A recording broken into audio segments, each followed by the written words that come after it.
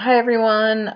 It's week 4. I'm doing the reflection on confronting your disabilities, and number 1 is recall a time when you had to make a purposeful decision to rise above your disability in spite of its impact on your life. Probably what comes to mind for me is my junior year in college. Actually, it was the summer before my junior year in college, and I ended up getting hit head on by a drunk driver.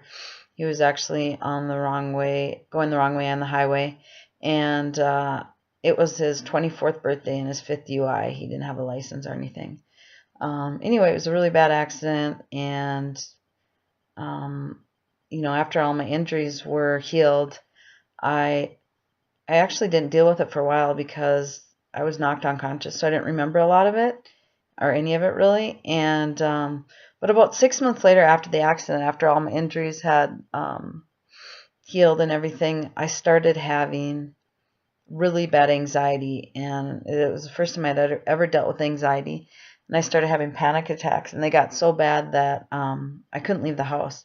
And I was doing my undergrad at the time, and this was back in the 90s, so things were different. And I had to do all my classes by videotape. No, by cassette tape. I'm sorry.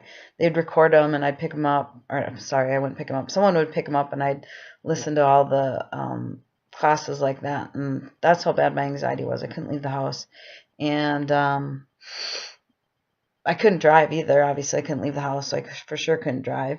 Um, but eventually, after being such an independent person, and all of a sudden dealing with all this anxiety, I just had to um, just get over it and rise above my fears and move on with my life. And luckily, I was only in that period of time for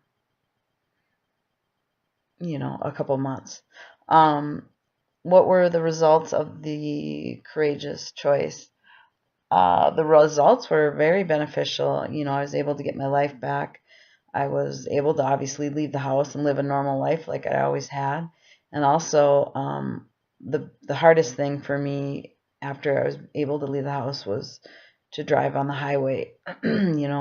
Eventually I could drive in town, but I could not drive on the highway. And so that took me a while to get to that. And once I got that back, it was very powerful. I'm a very independent person, so to be able to get all that back and live my, life the way I was supposed to was an amazing feeling.